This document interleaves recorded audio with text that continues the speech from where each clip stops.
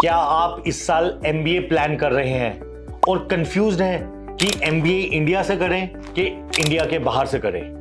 दोनों की डिग्रीज का क्या फर्क होगा? करियर अपॉर्चुनिटीज कैसी होंगी? फीस कम है या ज्यादा है? पैसे कहां से आएंगे? बाद में जॉब्स कहां मिलेंगी?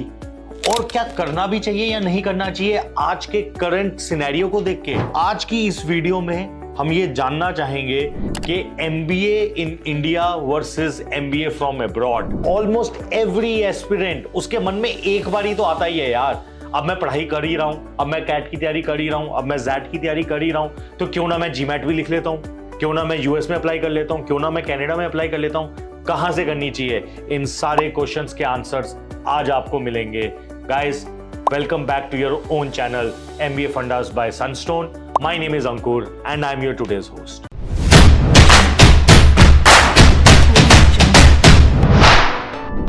सबसे पहली बात, MBA from abroad कितना easy और difficult है करना? इसका आंसर ना बड़ा contextual है। सबसे पहली बात, it's easy।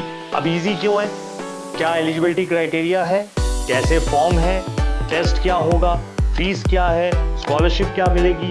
लोन क्या मिलता है? एलुमनाई क्या है? उसके बाद जॉब अपॉर्चुनिटीज क्या होंगी? All this information is readily available. In fact top universities बाहर से वो तो इंडिया में आके अपने सेशंस रखती हैं, सेमिनार्स रखती हैं, because they also want to attract good students from India. तो जो इंफॉर्मेशन पैरिटी की बात करते हैं ना, वो है, क्योंकि लोग ये बोलते हैं कि पता नहीं वो कॉलेज कैसा होगा। आपको क्या इंफॉर्मेशन चाहिए? कॉलेजेस खुद अपने सेमिनार्स इंडिया के तकरीबन बड़े शहरों में करते हैं। आप ये डिटेल्स उनकी वेबसाइट पे मिलेंगी, गूगल पे आप सर्च करेंगे आपको तब मिलेगा। तो सबसे पहला क्या इजी है? क्वेश्चन ये है कि क्या आप कर सकते हैं, क्या क्या करनी चाहिए या नहीं करनी चाहिए? उसमें हमें समझना चाहिए कि क्राइटेरिया क्या होना चाहिए। सबसे पहली बात, सबसे बड़ी इंपॉर्टेंट बात मान के चलिए, अगर हम इन वर्ल्ड के टॉप कॉलेजेस की बात करें, मतलब जैसे नाम सुनने में आता है, हार्वर्ड हो गया, वॉर्टन हो गया, ऑक्सफोर्ड हो गया, बड़े बड़े नाम नहीं है, यहाँ पे अगर एडमिशन मिल रहा है किसी को तो बिल्कुल करना चाहिए। लेकिन फीस समझिए, एमबीए की फीस, खासकर अगर उनका 1 ईयर का प्रोग्राम है या 2 ईयर का प्रोग्राम है, लगभग 1 साल के प्रोग्राम की फीस 1 से सवा करोड़ होती है। 2 साल के प्रोग्राम की लगभग 1.5 से 2 करोड़ के इंडियन वैल्यू में मैं बात कर रहा हूं, इसकी ये फीस होती है। तो सबसे बड़ा क्राइटेरिया ना, कॉलेज की रेपुटेशन, कॉलेज की रैंकिंग, कॉलेज का वहां का एटमॉस्फेयर लर्निंग का, वो ना ध्यान में रखते हुए डिसीजन जो लोग लेते हैं कि क्या मैं पे कर सकता हूं 2 करोड़, 1 करोड़, 1.5 करोड़, इतना पे कर सकता हूं, ये सिर्फ फीस है। इसके साथ बात होगी यहाँ पे लिविंग एक्सपेंस की। यूएस में रहना और यूके में रहना या कनाडा में रहना is far far expensive when living in any city of India. ठीक है, तो ओवरऑल अगर एक्सपेंस आप मैनेज कर सकते हैं, क्या आप स्कॉलरशिप पे हैं, क्या आपको लोन मिल सकता है, क्या आप अपनी सेविंग से, आपकी फैमिली की सेविंग से जा सकते हैं और अगले 2 सालों के लिए आपके पास लिविंग एक्सपेंसेस मैनेज करने के लिए है, so then definitely if you are getting an option in any of the top colleges to study, do your MBA, please do that. अब इसको पीछे रखते हैं। अगर मान लीजिए फीस का इंतजाम हो गया है, स्कॉलरशिप का हो गया है, पैसों का हो गया है, अब किस बेसिस पे हम चूज करें? सबसे इजी जो चीज होती है उसको होता है, आप ना किसी भी ग्लोबल रैंकिंग्स को उठा लीजिए, टॉप की ग्लोबल रैंकिंग्स उठा लीजिए। एफटी की ग्लोबल रैंकिंग है, बहुत इंपॉर्टेंट और पॉपुलर ग्लोबल रैंकिंग है, उसको उठाइए।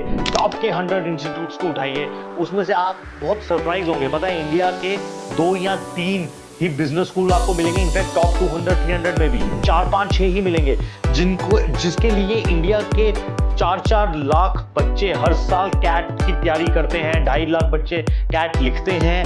और किस कॉलेजेस के लिए? वर्ल्ड में वो टॉप 5, टॉप 10 ही कॉलेजेस हैं 200-300 में। तो सबसे सिंपल है, लिस्ट बनाइए कि टॉप के 100, 200, 300 कॉलेजेस क्या है।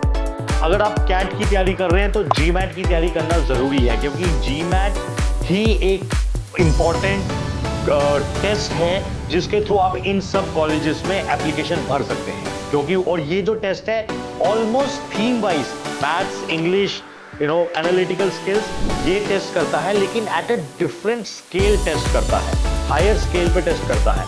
इंग्लिश में प्रोफिशिएंसी बहुत ही ज्यादा इंपॉर्टेंट है। अगर आपकी इंग्लिश में हाथ तंग है तो जीमैट क्लियर करना बहुत मुश्किल होता है।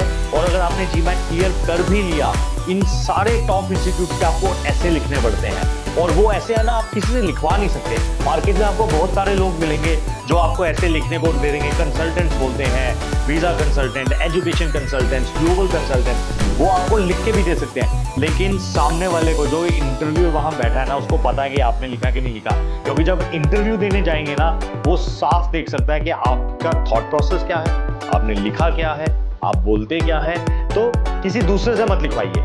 लेकिन अगर इंग्लिश में हाथ तंग है तो चांसेस हैं कि आपके chances to get into top institute becomes lesser. तो ये ध्यान रखिए आप। थर्ड, क्या मेरी जो सैलरी है एमबीए होने के बाद, उसमें कितना फर्क होगा?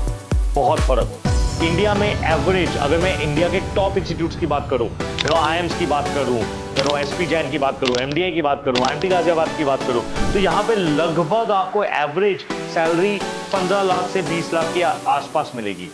यही मैं अगर टॉप इंस्टीट्यूट ग्लोबली बात करूं, ये salary anyway between 60 lakh to a crore है। अब ये लोग समझे क्या, यहाँ पे मुझे 15 लाख मिल रहा है, यहाँ पे मुझे 60 लाख मिल रहा है, 80 लाख मिल रहा है, 6-7 गुना का फर्क है, बहुत डिफरेंस है। लेकिन आप ये भी मान के चलिए, फीस भी 10 गुना था, लिविंग एक्सपेंसेस भी 15 गुना था। तो आपने उतना इन्वेस्टमेंट किया है, that is why, but your starting salary is very high. आपको रोल्स अच्छे मिलेंगे। अब कुछ बेनिफिट हैं जो कि पैसे, एंट्रेंस, टीचर्स, इनके अलावा 2 इंपॉर्टेंट फैक्टर है जो कि बहुत मैटर करता है when you think of choosing a college. यहां पे ना आपको एक्चुअली में ग्लोबल एक्सपोजर मिलता है। आप जब उस क्लास में बैठे होंगे ना, 50, 60, 70, 80 की क्लास में, वो उस क्लास में आपको 10, 15, 20 कंट्री से लोग मिलते हैं। आप मान के चलिए, आप इंडिया में भी किसी अच्छे कॉलेज में जाते हैं ना, तो इंडिया में जब आप किसी अच्छे कॉलेज में आते हैं, आपको तकरीबन हर स्टेट से बच्चा मिलता है। आपकी जो फ्रेंडशिप है, आपको जो पर्सपेक्टिव है, वो आपको हर स्टेट का मिलता है। लेकिन हम बीइंग एन इंडियन, हमें इंडिया में पता है क्या हो रहा है, क्या नहीं हो रहा। लेकिन अगर आप ग्लोबली एक ट्रूली कॉर्पोरेट लीडर बनना चाहते हैं, that's a perfect start for you. क्योंकि 15 कंट्रीज में क्या हो रहा है, शहरों की बात नहीं कर रहे हैं, कंट्रीज कैसे ऑपरेट, क्योंकि आप 2 साल या 1 साल या 15 महीने साथ में गुजारेंगे। वो कंट्री इकोनॉमी में क्या करती है, उसका कल्चरल कैसा है, उसकी हिस्ट्री कैसी है, उसकी पॉलिटिक्स कैसी है, आपकी केस स्टडीज जो होंगी, आप डिफरेंट पर्सपेक्टिव्स होंगे। और second most important, most of these top institute, इनकी ग्लोबली फैकल्टी इज ऑसम, बहुत अच्छी होती है। वहां पे कल्चर है कि ये लोग अपने आप को कॉर्पोरेट में काफी ज्यादा एंगेज करते हैं। इंडिया में ये दोनों जो है ना, ये अभी पीछे है। इंडिया में आपको ग्लोबल एक्सपोजर भी कम मिलेगा। यहां से आपको ग्लोबल एक एक्सचेंज प्रोग्राम्स चलाए जाते हैं, लेकिन वो एक्सचेंज प्रोग्राम्स उतने इक्वली पायदान में नहीं आप उनको माप सकते। फैकल्टीज भी मैं कहूंगा कि अभी वो स्टैंडर्ड नहीं है।